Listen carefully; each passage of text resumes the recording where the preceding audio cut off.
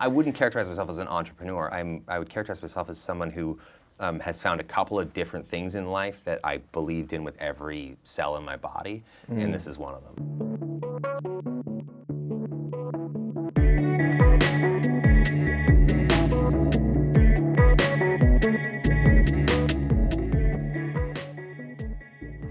So you're the youngest of 4 brothers, including a couple who became cops? Yeah, one of them is a Mountie, works for the Royal Canadian Mounted Policeman. The other one was and is no longer a cop.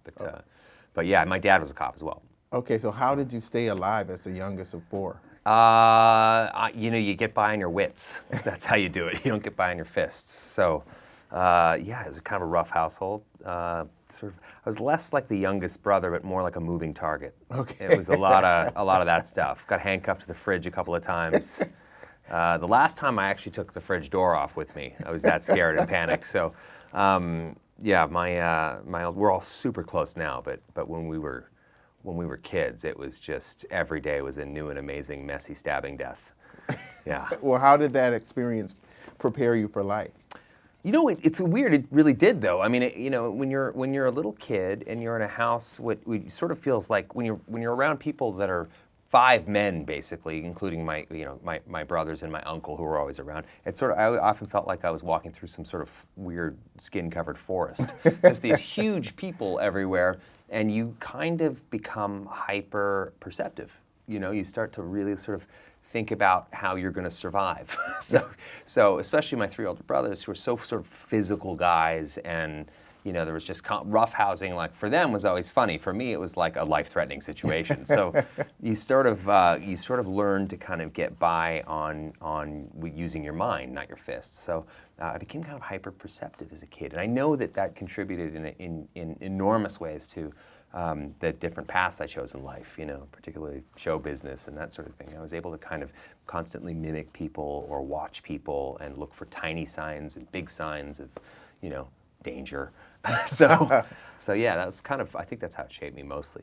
Okay, so I read that you were overly sensitive and nervous as a kid and that you struggled with shyness and social anxiety. How did that, how bad was it? I still struggle with those same things. As challenging as they are, and they're also gifts that come with those things, and it's that same sort of situation where you become kind of incredibly perceptive in ways in which you otherwise wouldn't. You're constantly kind of sensing both real danger and non-existent danger. So those are things that have really helped me in my work. But yeah, as a kid, it was tough. I was a kid I had a lot of anxiety, a lot of different kind of phobias and issues that I had to sort of work through, and it took me a long time to kind of recognize those things as assets as opposed to liabilities. What do you think it stemmed from? I think you're standing at that intersection of nature versus nurture. I think there's some of it was just genetics I was born with, and then some of it is circumstance. I think in any household it's hard being the fourth kid. That's the kid that's sort of watching and learning constantly, as opposed to the trailblazing eldest boy or girl in any given household. So when you envisioned your life as an adult, was acting the thing that you wanted to do, or was there another career at 5 or 6 years old that you thought about? No, I mean, I always thought I'd end up in law enforcement like my family. So I didn't imagine that acting was a way to get out of the house. It wasn't really like a passion when I was a kid. It was something that I was already doing at home, to survive. So right. You kind of, I noticed when I was a kid, making people laugh was a great self-defense mechanism. It really helped me kind of navigate my way through my own home with my older brothers and my dad, and I could diffuse them by making them laugh. So there was sort of a kind of a sing for your supper sort of vibe in my house. That served me in great ways later on, but as a kid, it was the means. It was a means to an end. It was just a way to get out of the house, and I could act. I didn't necessarily want to. I just knew I could. But specifically improv, you had to improvise and be funny. Yep. Is that what led you into acting? Yeah, I mean, I loved improv comedy. I'm never going to say that I was the world's greatest improv comedian, but it's something I've used in countless ways on every movie and every job I've ever done. So I moved to Los Angeles to get into improv comedy, and quickly ran out of money and ended up with getting an agent somehow, or talking bullshitting some agent into taking me, and then, ended up getting a job in show business. You had success as an actor as a kid to some extent. I always characterize anybody who works in show business has success as an actor, because it's a very tough field. But I don't see you as the stereotypical child star with stage parents. You stayed in school, right? 100%, but there wasn't a single soul on earth who would recognize me from anything in the showbiz entertainment field that would make me a star. I wasn't a star. I was just a kid who occasionally worked in show business. So, well, what was it like in high school? The fact that you were doing this acting, how did your peers perceive that? I hid it largely in high school. Then I never celebrated. It was always something I kind of really tried to keep as quiet as possible. For me, high school was a situation where the more invisible I was, the more kind of happy I was. So I just wanted to get through that shit show and go live my life. It was, high school can be a pretty violent, sort of crazy place. So when I was, as a kid, I was always trying to be invisible. So I never celebrated this stuff. And a lot of the stuff I did was shown in the United States, but not necessarily shown in Canada. So I could kind of get away with that. I see, okay. But it laid the foundation. When did you realize that you could make a career out of acting? And as a kid, did you envision that you could get this big? No, never. I mean, I never imagined where I am today. I think I'd have to be kind of crazy to imagine that. Maybe not. Well, hey, a lot of student council presidents expect to be the president. I guess, right? And that's how that's probably the best way to become a president, is to want it. But no, everything that happened to me sort of in an aggregate kind of way. It was very sort of slow and steady. So I think I owe that a lot. I mean, I'm grateful for that kind of momentum being very, very sort of snail's pace, as opposed to like a rocket ship, because I've watched so many people in this industry come and go, and in various tragic ways and that sort of thing. And fame is a weird animal to deal with, I think, for anybody. So for me, it happened so slowly that it's sort of like getting into a bath over the course of a year. You're not going to get shocked by the water, be it cold or hot. You're gonna, you're gonna just immerse yourself in a way that's really, really slow. So. For me, there's nothing meteoric about fame or any of that stuff. I was able to really kind of assimilate to it in a way that most people aren't really offered that ability. Everything's all or nothing in Hollywood. It's either you're the biggest star they've ever seen or you're done. Yeah. I somehow found that. I got lucky and found that weird sort of middle ground where I was able to kind of just slowly build my career. I read that you were actually supposed to be in college and you moved to LA without your parents knowing. Is that true? Yeah, that's true. Yeah, I would never tell my father that So where were you dropping out of supposed college. to be? I was supposed to be at Kwantlen University in British Columbia, Canada, and I did go there for 45 minutes and said nope, and I left. So I was there for a very short period of time, and then I just thought, I'm going to go do this thing, and I'm going to give it a year. And if it works, great. If it doesn't, I'll go back to school, get a degree, and go join the workforce. Did your parents find out when they saw you on TV, or did you eventually tell them? It was about 6 weeks into my trip in Los Angeles, and I called them and said, hey, I'm in Los Angeles. I'm not in school. And then my father hung up on me, and then my mom called me back, and she was always kind of the voice of reason. And then my father sort of came around after I managed to make some money at it and kind of get my foot in the door. I think he was much more accepting of it. But any parent would be like that. But at that time, it was like, you're taking a huge risk. Like I set off a nuclear bomb. Was there ever a you're not going to make it? Yeah, you always think like that. You never lose that thought, I just wrapped a film that I've been shooting for 4 months, and at the end of it, I thought, well, this could be my last. So you always get that. Well, maybe that's the thing that keeps you good, right? I think so, yeah. If you get complacent, you're kind of screwed. So you didn't have a lot of money when you went to, or security when you went to LA, but you had your dream. Yeah. What was the experience like, and how long did it take you to start to really work? I eventually ran out of money. I mean, my family is a middle-class family. My dad was a cop, and we didn't have 4 kids. We didn't have anything. I didn't have anything to kind of lean on in terms of that. So you sort of always had to make our own way. And I eventually ran out of money, so I just asked an agency to meet with me, and I called about 10 of them, and then I finally got my foot in the door with one really small agency, and I bullshitted them. I just said, if you send me out on 5, auditions. I don't care what they are, what they're for. I promise you'll come back with one. If I don't come back with one after 5, you don't have to take me on. I'll leave and I won't say a word. Did you get the 5? Somehow I got the 4th one. I got a sitcom. Yeah. What were the other ones? The other auditions were like they were like weird, like recurring roles on hour-long format shows. I don't, Then a sitcom came along, which was like a lot of improv and stuff, skills that I had already acquired. So I was able to kind of somehow get that job. When did you consider yourself a successful actor?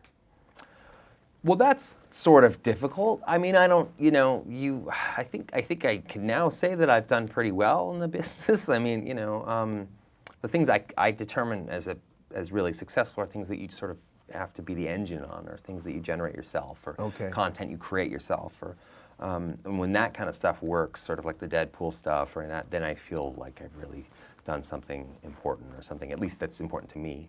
But I don't know if I ever sort of sit back and think like, made it. But what was that first role where you made real Hollywood money, and how much was it? Well, I don't know I don't remember what I mean. I did a sitcom for 4 years, which was probably still the best job I've ever had, because it was. The residuals? No, it had nothing to do with money. The best job I've ever had, because it was a live audience. It was like kind of what I wanted to be doing anyway, which was improv comedy and that kind of stuff. It was a live audience that would pour in.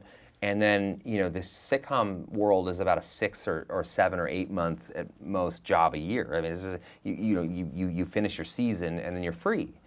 So I loved it because I would just go travel. I would go backpacking all over the world, and I would do all these sort of things. I think I really spent that money that I made wisely at the time. I got to see the world and have experiences. So, but back then they don't, when you're an unknown kind of quantity, it's not that they throw money at you or anything like that. For me, it was a lot more money than I was making driving a forklift.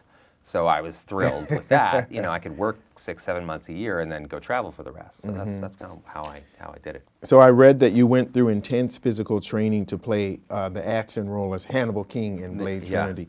How did those roles in the mid-2000s help you in your career? They helped me. They helped me more personally than they did in my career, I think. Like roles like things like that, where like, I wonder if I could make one of those drastic kind of crazy before and after physical transformations. And I was given the resources to do it, which like average people who are hanging out at home don't really have access to. A trainer and a kind of a nutrition program and all these things that I thought were really cool, and I got to check out. So that to me was fun to set a goal and hit it. In that regard. So it was less about the professional propulsion and more about the personal. But all this time, Deadpool was in development, right? I mean, do people realize that it took 11 years? Not a lot of people realize that. I mean, it's really as a part of the narrative, I think, of the movie, though. I mean, people who are Deadpool fans know that I was trying to get this made for almost a decade before we got the first one made. You're gonna do a superhero landing. Wait for it.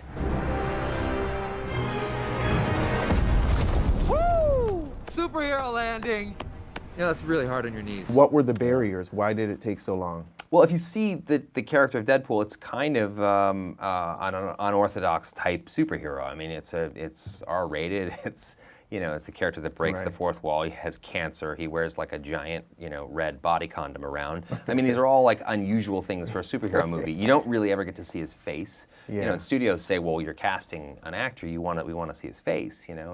And Deadpool's so much bigger than larger than life than just like some guy who's intermittently clenching his jaw muscles and squinting in nice lighting. So for me, it was an opportunity to really kind of showcase something that I had been passionate about for a decade when I got that first one made. And I think this really shows me that you had a keen sense of business back then, right? Especially when the visual effects footage leaked. Oh yeah. Suddenly from some anonymous person. Yeah, we're still looking for that person. And but it went viral. My best man's on the case. Okay. Yeah. It went viral. Yeah. And when that happened, the next day they said go ahead, right? Almost overnight.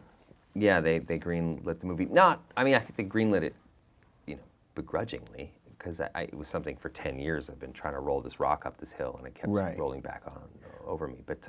But begrudgingly, and I say that just because they gave us the absolute bare minimum amount of money that to make the movie, and it was such a great life lesson because necessity truly is the mother of invention. And Deadpool is one of the most interesting IPs out there because it really meets that intersection of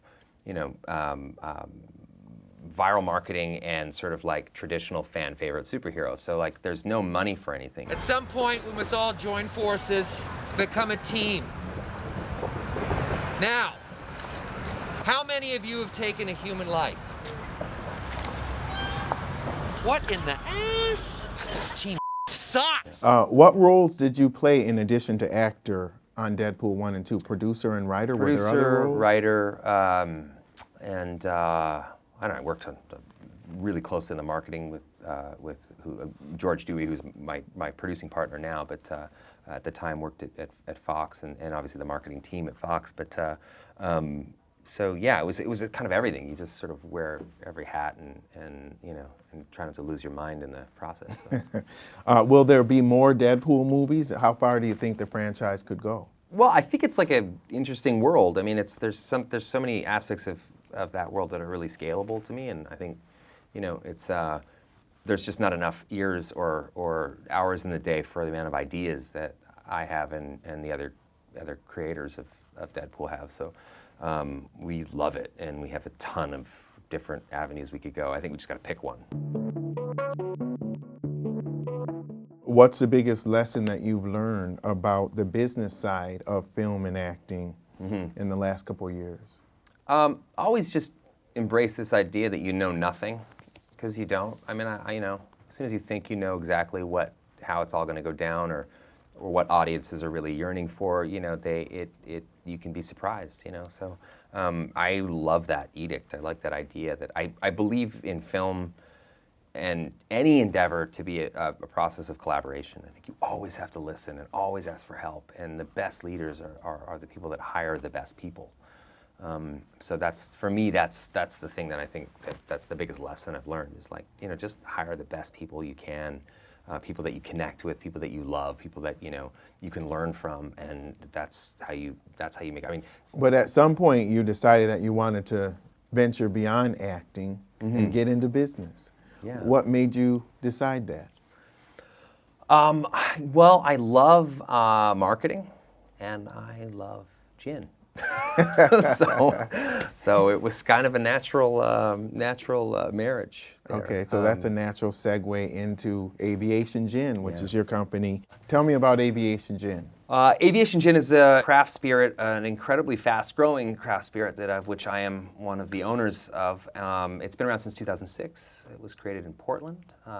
One of the only, it's the highest rated gin in the United States, which is important. It's scored a 97 in Wine Tasting magazine, and it's one of the only spirits that was created through the collaboration of both a distiller and a bartender, which is, if you think about it, would kind of be the best possible way to create any sort of spirit. You have two people who are experts in their field coming together, creating the thing that I think consumers would absolutely love. So that's Aviation Gin in a nutshell, or a bottle, whatever you prefer. I spoke with Andrew, one of your business partners, and he told me that you were a fan of Aviation Gin and just reached out to the company. You just picked up the phone.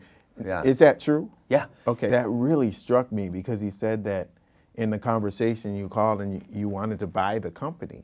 Yeah, I did, and I was probably told that I couldn't buy the whole company. I'm thinking, like, who does that? Like, hey, how you doing? Yeah. I want to buy your company. Oh yeah, I know. Usually that sort of ends badly, but Do you do that often? Or? No, I'd never done it, and it was only because it was sort of, kind of, in a weird way, like the same footprint of the Deadpool story, which is that I just found this thing that I really believed in, and the last time I'd had a feeling like that was Deadpool.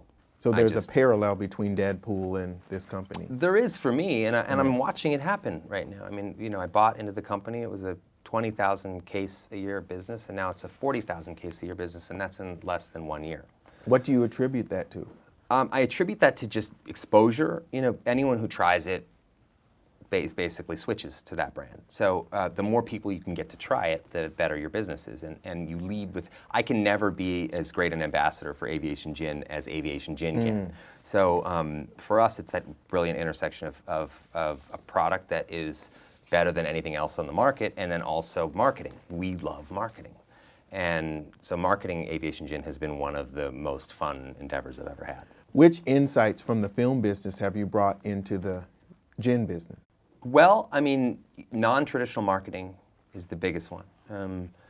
I don't, and my partner George and I both sort of feel like, the paid ad business is a little tricky these days and not necessarily something that catches waves the way like, digital and viral marketing does. And again, it goes back to that same lesson I learned on Deadpool, which is necessity is the mother of invention. We don't have a marketing budget the way some of the big, massive, century-old gin companies do. Ours is tiny.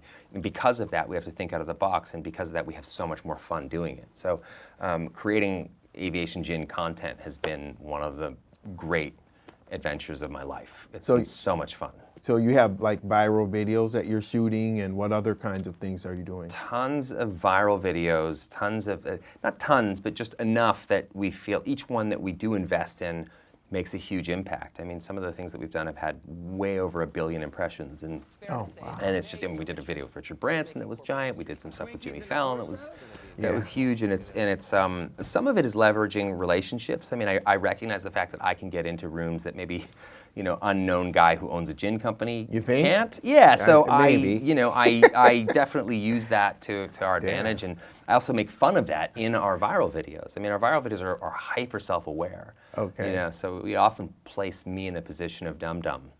People come up to me all the time and they say, "What makes Aviation Gin so delicious?" Most of the time I run away because non-celebrities frighten me. You have a relationship with Virgin Airlines? Yeah. Tell me about that.